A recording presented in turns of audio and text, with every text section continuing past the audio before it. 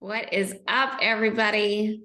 This is podcast episode number 2, and we are talking about 32 lessons I've learned as a young adult.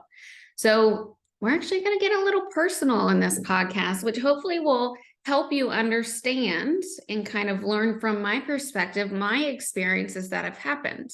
So, the reason why I'm doing 32 lessons I've learned as a young adult is because I recently turned 32. And so I don't know if you're following me on Instagram or TikTok. If you're not, go follow me at thenickiherbert.com, not .com, the Nikki Herbert. That's TheNickieHerbert. And I posted on there on my birthday night because I was going out for a walk. And I asked if people wanted to hear about 32 lessons I've learned as a young adult. And I got responses as yes. So that's why we're doing this today. So as a life and habits coach for young adults, I specifically work with young people to help them learn life skills to manage their time, money, health, and mindset. And the reason why I do this, I'm so passionate about, is because I learned the hard way with a lot of things. I did not have an easy life growing up. And these life lessons can benefit everybody, truly. Just because, let's say you're listening to this and you're not a young adult, there will probably still be nuggets in here that you can take away and learn to apply in your own life. But these things are very important as young adults. There's a lot of transitions, a lot of things happening in your 20s, 30s, even maybe your late teens, 18, 19, 20, that type of stuff. And it's just so important. It's such an important time of your life. So that's why I'm doing this. If you have any questions about any of these lessons that I'm talking about, or maybe that I didn't go in detail with, or maybe it really related to, your current situations, reply back to the email and let's chat. I'm happy to chat with you about these things because we all have space to grow. We all have lessons to be learned. And I hope my experiences that I'm going to talk to you about can help you learn these lessons maybe in a quicker way, easier way, whatever it might be. All right. So I have to say, so I did this one morning and I just had paper, pen, and I just started writing lessons I've learned as a young adult. And I actually wrote, 50 of them, way more than 32, right? So I actually had to cut some things out, which was actually kind of hard. I thought about, doing all of them, and I was like, that's going to be too much. Let me stick with the 32. So hopefully, I picked the good ones, right? I know I did. Don't worry about that. So what I've done is, based off of my lessons that I've learned, the ones that I wrote down, I've kind of organized them into categories. So the sections I'm going to be talking about are time, money, health, mindset, relationships, and then just kind of other, which kind of probably, goes with everything that I'm talking about, but it just really didn't stand out in a specific category. So, yeah. So let's get started. Why not? So let's see. We're first going to start on time. So lessons that I've learned when it comes to time. The first one is, just because you I can't even read it. Just because you work well under pressure doesn't mean you always have to procrastinate. Let that one sink in. This is a big one for young adults, 100%. And you want to know why? It's because school teaches us to procrastinate with due dates. We grow up in a society where things have to be due on X date. And that teaches us that we need to get it done by X date. Subconsciously, that kind of teaches us to procrastinate until X date to get it done, which is really hard translating or transitioning from school to real life, because life doesn't give you X due dates. It doesn't tell you need to have a savings account by, September 1st, 2025. It doesn't tell you those things. You have to make your own due dates and you have to hold yourself accountable. And in these situations in life, you can't really procrastinate with that. You can't just magically come up with $5,000 in 1 month because you set this goal of having $5,000 in your savings account and it's due next month, right? So that's something to take into account, especially with transitioning. Like I said, I'm going to say quote unquote to real life, is you can't procrastinate anymore. It's easy with school deadlines, due dates, that sort of stuff, but that's not how the world operates anymore, right? All right, number 2, managing your schedule is the most important part to reaching your goals. I 100% believe this, all right? Time, planning. You have to plan these things in order to make it happen. Doesn't mean you have to be a stickler. You have to manage your schedule to the T, to every minute. But you have to manage your schedule to a certain extent in order to plan things that you want to get done. Whether that is with your time, your money, your health, your mindset, you have to pencil those in, quote unquote, to your schedule. And you pencil those things into your schedule by making time to plan.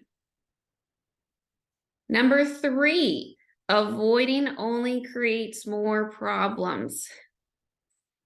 I know you probably feel like I just called you out. I feel like I call myself out with that one every now and again, because when things go wrong, there's something behind a closed door that we don't want to look at. Something needs to be addressed with somebody. Our natural tendency is to avoid because we don't like conflict. Okay. I get it. Trust me. But avoiding only makes things worse.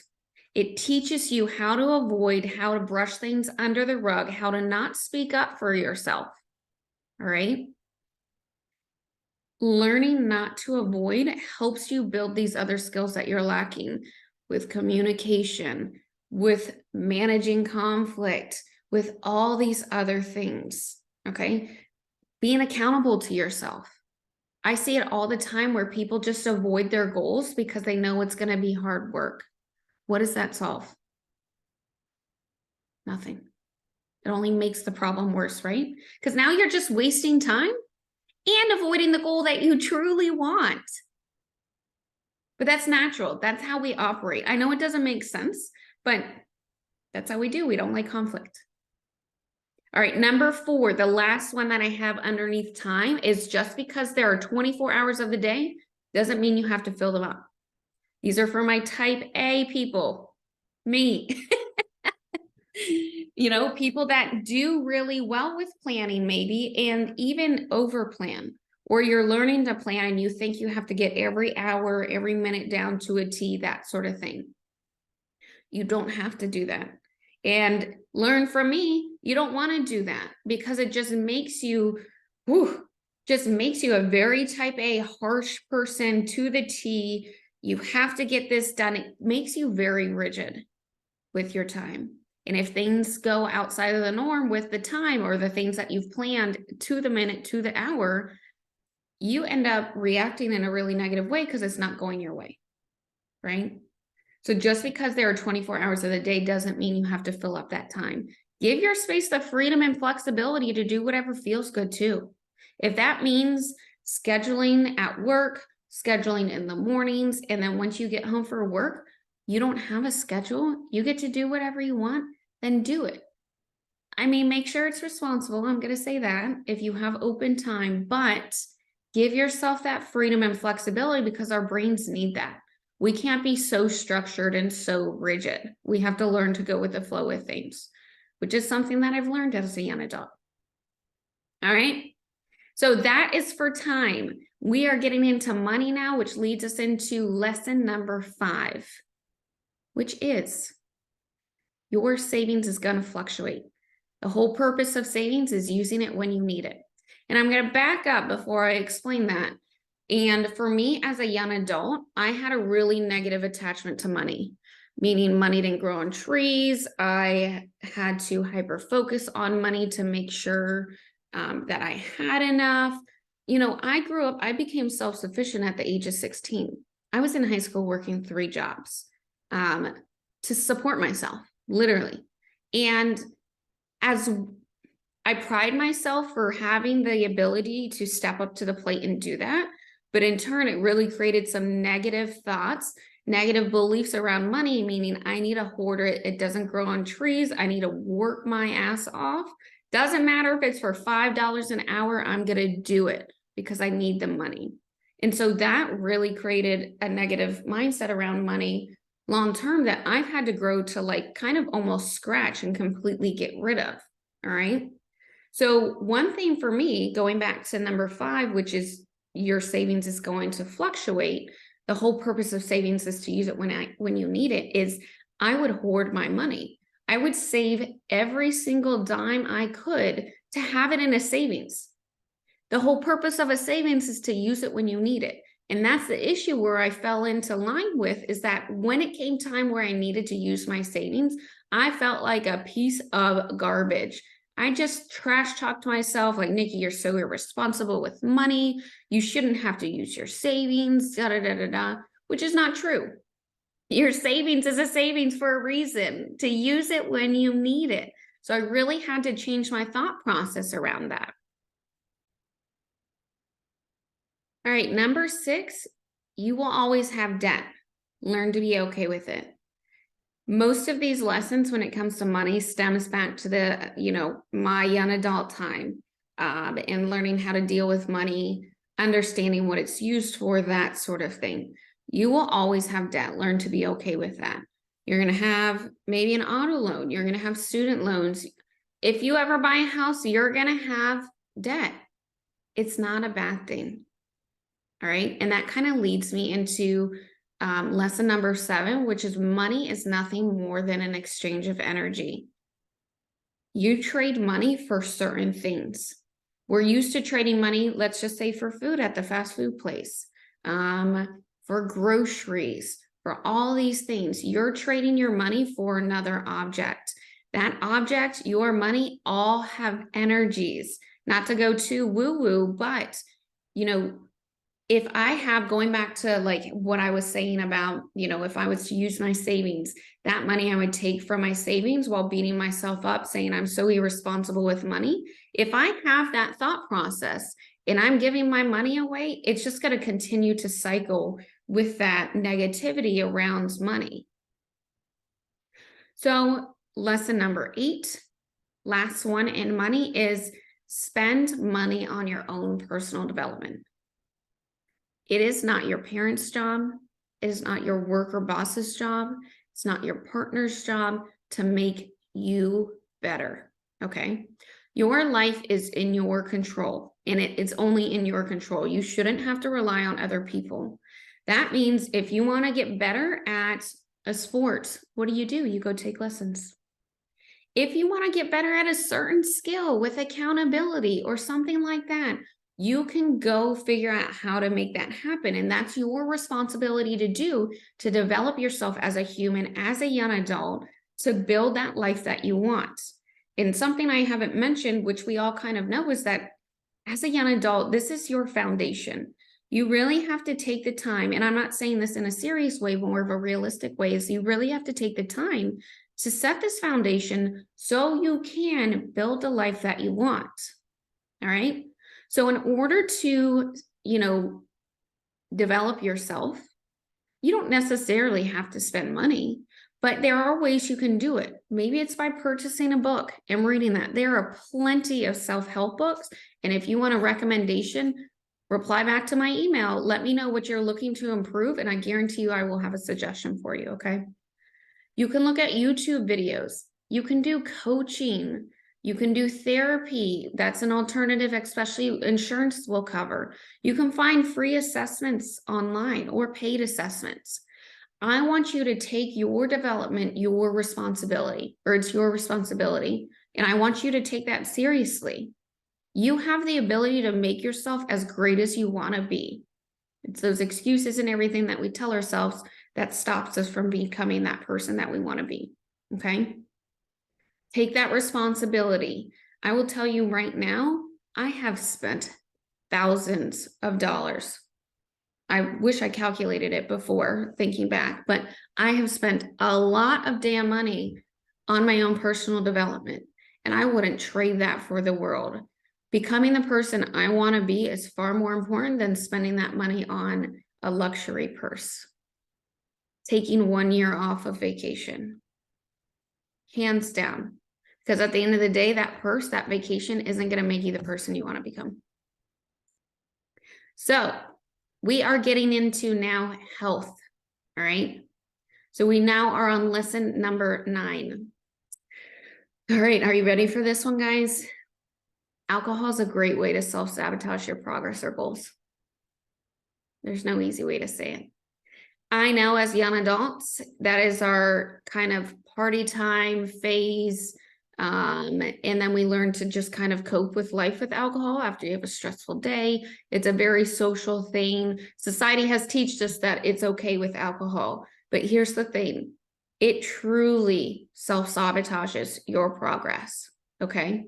It may be in very sneaky ways. And this is something that I work with my clients on in their personal circumstances, but it does hurt you. And one example that I have for me personally is my weekends. You know, I would be like, whoo, oh, thank goodness it's the weekend. It's time to have some drinks. And I would have too much fun. And I would have too much fun. And that meant that I didn't prepare myself for anything else that I had to do. And this is where it's sneaky. It could be as little as doing a load of laundry. I was planning on doing that. I didn't do it anymore because I'm laying on the couch because I'm hungover or I feel like crap. Or for me, alcohol is really negative on my mindset. I just beat myself up. Okay, when I maybe have too many drinks, or I'm like looking back at the night before, I'm like, oh, that was so stupid. Why'd you do that, Nikki? Right? It really negative or impacted my progress and goals with my internal dialogue, the way I talk to myself. All right. And this kind of leads into the next one. Number 10 is if you spend the evenings or weekends partying or to escape your reality, you aren't living life. I want to say that one again because it's very important, because once again, society kind of normalizes this. If you spend your evenings or weekends partying or trying to escape reality, you aren't living life. All right. Once again, you're trying to escape something. What is that? All right. For me, when I was in my early 20s, it was, you know, kind of avoiding. Here we go, back to the avoidance. I would do this to avoid my emotions, my feelings. You know, I went through a really rough breakup and it brought up a lot of trauma from the past. And instead of just taking the time to analyze that stuff, of course, I didn't exactly know how to. That's another aspect. I would just go party on the weekends. I would drink like a fish. All right. And it didn't end up working out at all, right? At some point, I had a wake-up call, all right? Do I still drink now? Yes, but my relationship with alcohol is much different compared to what it was as a younger adult, all right?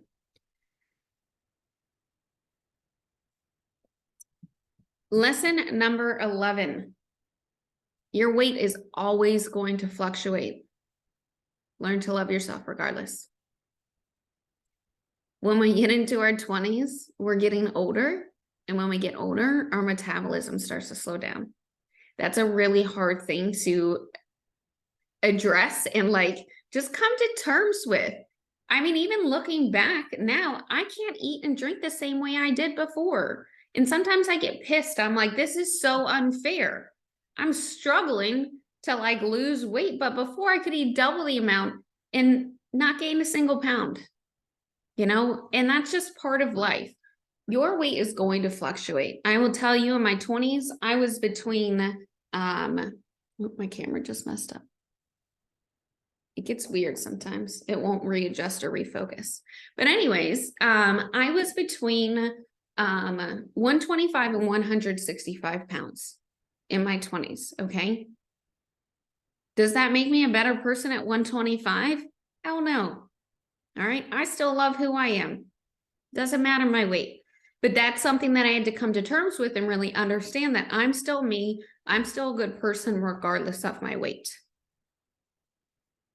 All right, number 12. There are a lot of toxic chemicals in our deodorants, our makeup, our food, our cleaning supplies.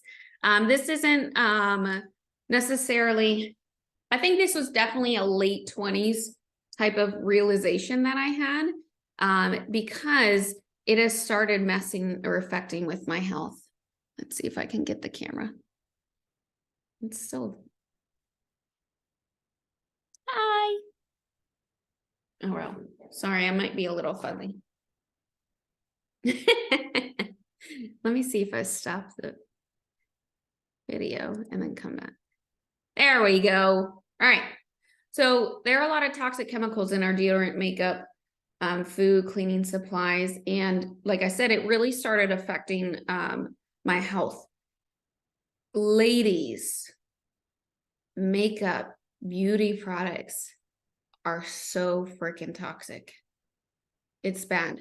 I'm still learning about things, so I'm not 100% educated to tell you about those things. But one thing that I did learn that might be helpful is there is an app called Think Dirty, ThinkDirty, Think Dirty. That is an app you can literally use for beauty products, and you scan a barcode and it tells you how toxic the things are that you're using. I suggest that you do it. It might be a little alarming to you, but it's an eye-opener to understand how you're subconsciously or not even knowing how much you're affecting your health by all these toxic chemicals that are going on in your deodorant, makeup. I'm not telling you to throw everything away and start from scratch because that shit's expensive. But it can be as simple as making small changes. For example, a change that I've made is with my deodorant. Finding a deodorant that's not as toxic, that doesn't have aluminum in it. Excuse me, that's a prime example of what you could do. All right. Number 13, read nutrition labels. Learn to understand them. There's 3 things at a basic level that you need to understand is that your calories are made by carbs, fat, and protein. All right. Marketing and advertising on food doesn't equate to appropriate nutrition. And this is one thing that really pisses me off because a granola bar box says high protein. They're allowed to market it and it says high protein. That doesn't mean that there's actually high protein in there. They're just allowed to market it that way, regardless of what the nutrition labels say. All right. Number 14, exercise should make you feel better, not worse. This is something that kind of goes along with body image and something I had to come to terms with my weight and my fluctuating and all that kind of stuff. Exercise is there to make you feel better, not worse. You do not have to run yourself into the ground to feel good. All right. I'll tell you right now, as a 30-year-old, my exercise is 100% different than what it was 10 years ago, and I love it. It makes me feel good. It makes me feel energized. I can still function. I can still feel good, and I still get the job done. It's just in different ways. I don't need to run 15 miles to burn calories. All right. Last one for health, number 15, which kind of goes into what I just said. You should never use exercise as a form of punishment. Just because you ate too much, just because you feel like shit, just because you looked in the mirror and you hate the way that your stomach looks. That's me. That doesn't mean exercise should be used to make yourself feel better, because it won't. It's just going to create more of a negative relationship that you have with your body and then with exercise. It should be used to feel good, to make yourself feel good, empowered, confident with who you are as a person. All right.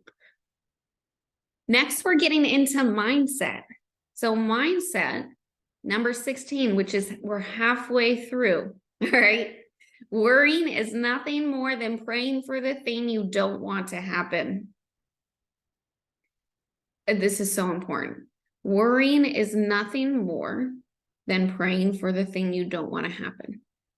All right. It's easy as young adults, not knowing the fear of the unknown causes us to worry about things, but it causes us to worry about all the bad things. So then in turn, we're just focusing on the what ifs, what could possibly happen, all that bad stuff. And literally all you're doing is putting your focus into that. What if you turn that and put your focus into all the good things? You dreamed about what could happen. Number 17, everything you do now is derived from your thoughts. All right. All the actions that you take come from some sort of thought or feeling. Okay. Thoughts come from your brain. They may be unconscious, they may be conscious, meaning you might know it, you might not know it. All right. But it's as simple as going back to the alcohol example. Work was super stressful. You have a thought that was like, whoo, that was a rough day. Your feeling is exhaustion, stress. So your action is, let's have a drink. So you end up having a drink. That drink was stemmed from that thought of having a stressful day. All right. Number 18, meditation is more important than you think. Even though you may not label yourself, quote unquote, as your let me just start over.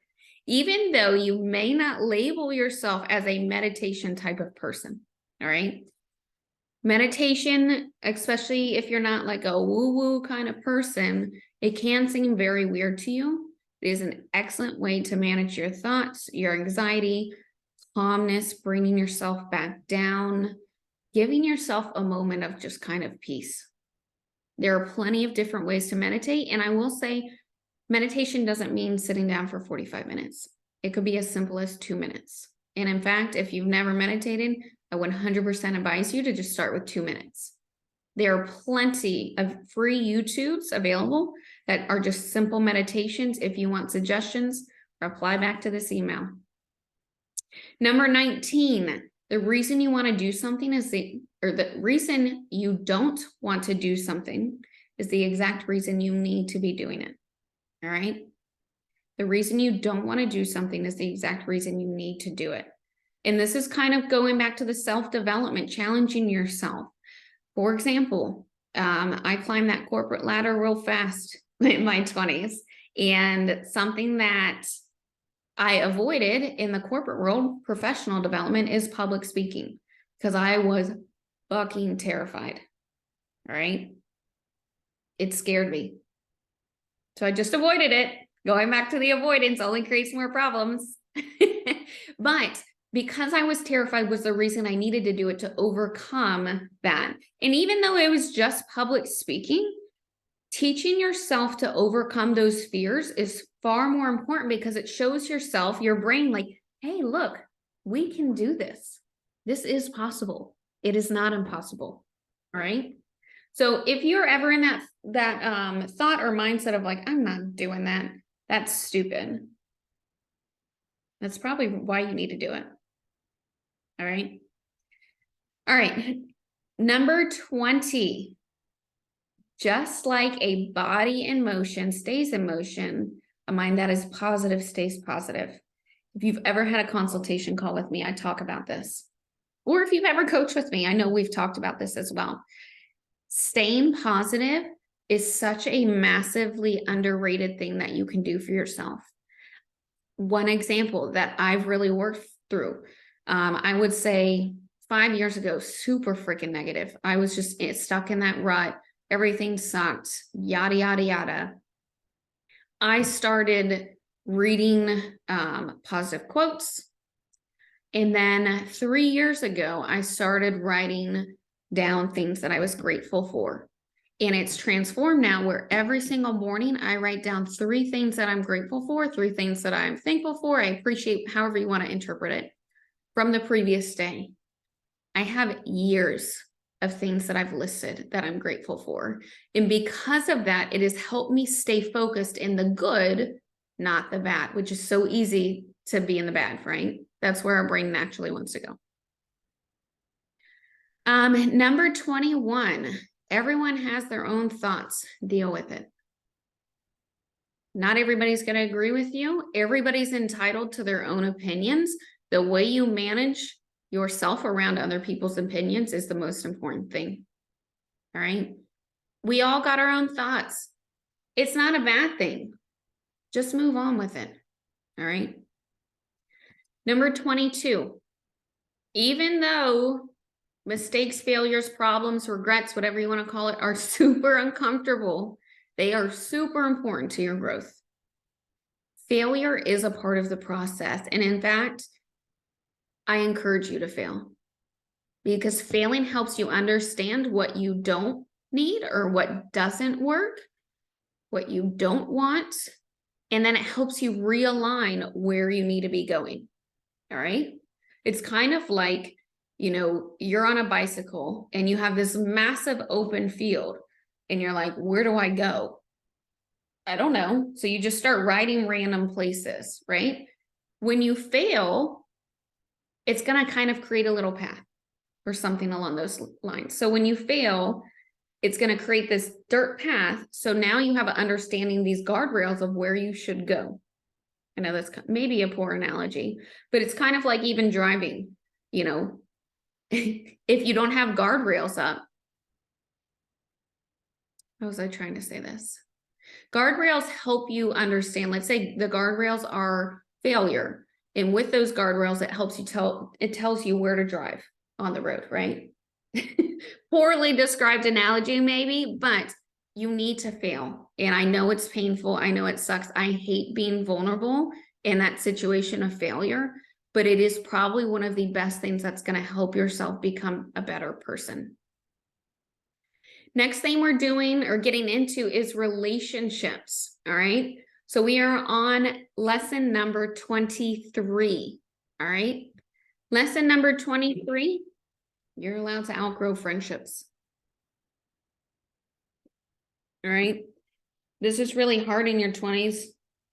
So you're like, we're going to be friends forever, whatever it might be. You have your childhood friends, you have your college friends, high school friends, whatever it might be. But you outgrow each other. And that doesn't mean it's a bad thing. That doesn't mean you guys are poor friends, anything like that. It just means that we're on different paths. Easy peasy. Number 24, this is in terms of dating. Go on dates with everyone. Even though that person may not, quote unquote, be your type, it helps you learn what's most important in relationships or in dating. All right. Super important. I'm not saying go out with literally everybody. You have to make sure that you're safe, that you feel comfortable, that sort of stuff.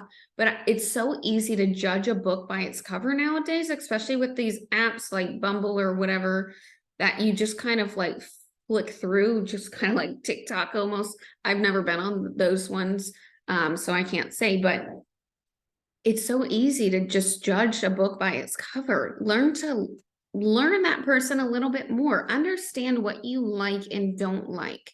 So for example, I specifically remember multiple dates that I've gone on to where I was like, I don't really see anything long-term with this person. They don't really have the qualities or traits that I liked, but they had a great story of how they became who they were. And to me, that's super admirable.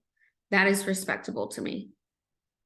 So that helps me understand moving forward certain things that I'm looking for in relationships, which kind of equates to I'm looking for someone that's willing to put in work. I'm looking for someone that's goal-oriented, that sort of thing. Okay. It helps you kind of understand those things that maybe you may know, but it's unconscious, and it kind of brings it up and saying, ooh, okay. And this kind of helps you learn boundaries in relationships and dating. Like, it's a non-negotiable to me to have someone that's okay with just being who they are, with not wanting to learn, not wanting to grow. Like, that's not acceptable to me. I'm a life coach. I'm always growing and developing. So clearly that's one of those boundaries for me. All right. Number 25, your relationship with yourself is the most important one that you need to focus on. Learn to understand yourself, learn to love yourself, learn to work with yourself. All right. You are the one person you're going to be with for the rest of your life. Love yourself truly and fully. All right. Lesson number 26, people change for the good and bad. learn, kind of goes back to outgrowing friendships or relationships. People can change. Okay. This is what it is. Number 27, with relationships, learn to talk through hard conversations. This is a really big one. And this even goes not just I thought about it in terms of dating or, an intimate relationship, but also it could be with family. It could be with work. It could be with your boss. You're going to have hard conversations, and avoiding it only makes it worse. All right. Learning to be intentional of how you have those hard conversations is super important. Learning how to communicate and state the obvious, making notes, collecting your thoughts. It's super important. And it's super important because when we are in such high negative emotions during hard conversations, we don't think to the best of our ability. So learning how to manage your brain and your emotions, still communicate and still understand the other person is pure gold. Super important. All right. We're almost done. We have 5 more. All right. This kind of gets into that other random category. Doesn't kind of necessarily, or just applies to life in general, maybe not anything specific. But number 28 is there are these are the times to make bold, risky moves, not play small, meaning your young adult life. All right. You have the rest of your life to figure it out. All right. This is your time to explore hobbies, to explore dating, to explore passions, to explore careers, to maybe explore another town, to move.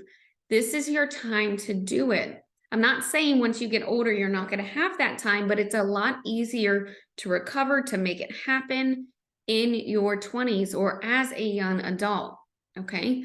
Do those things. I can't tell you how many people I've talked to that end up regretting, their earlier years looking back because they just didn't do the things. They decided to just, blow out that candle, that passion or that fire inside, or kind of talk themselves out of doing the things that they wanted because it seemed irrational or out of the ordinary. Who cares? Be bold, be out of the ordinary. All right. Number 29, you can't find what you want if you don't know what it is. Find your true values, your purpose for life. It makes it a lot easier understanding your values and purpose to find a job, to find a partner, to find a lifestyle, to find what you want. All right. And I'm talking exploring everything. Like I said, jobs, hobbies, opportunities, doing things you don't necessarily do. Finding jobs that are maybe outside the norm that you would never expect yourself to do. Just say yes to opportunities, honestly, because you never know what's going to come out of it. It could be the most awesome thing that happens in your life, or it could be the worst. But once again, failure, learning that is a part of the process. Say yes, be open to opportunities.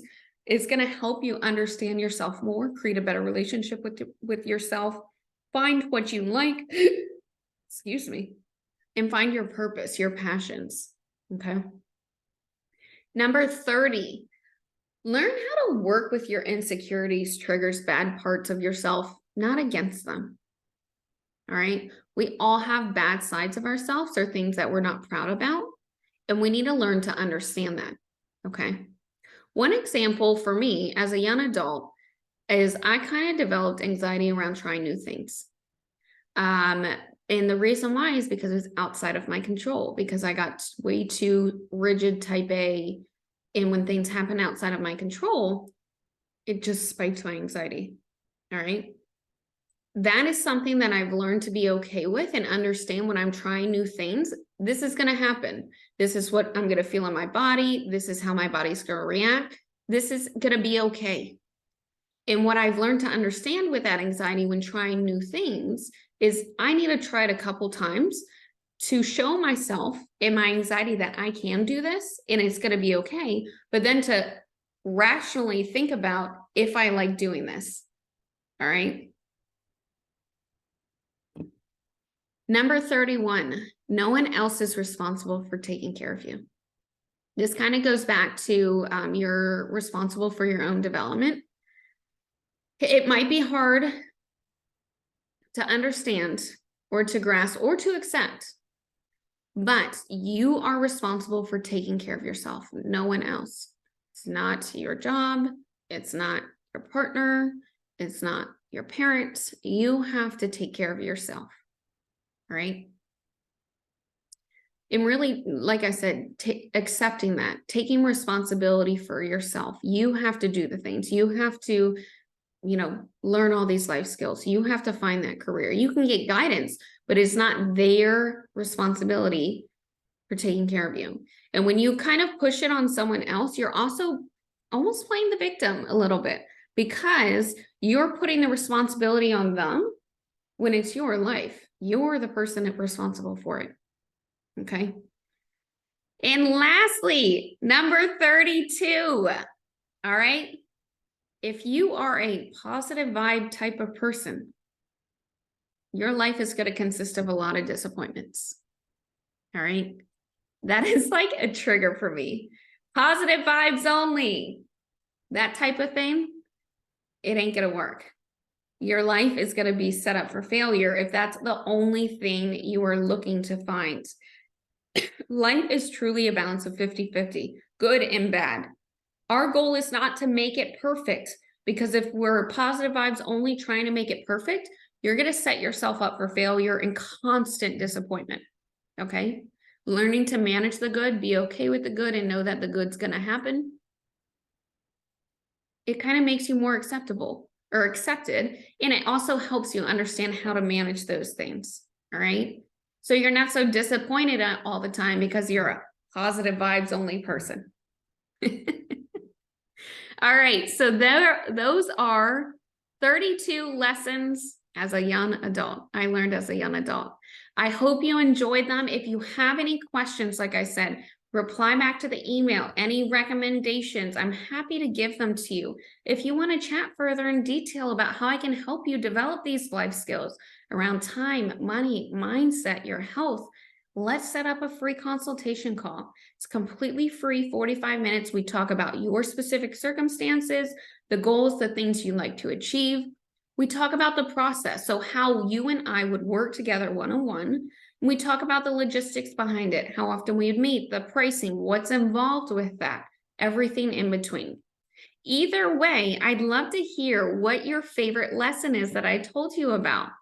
Send me, once again, reply back to the email. Let me know, and I can't wait to hear from you. All right, we'll talk soon. Bye.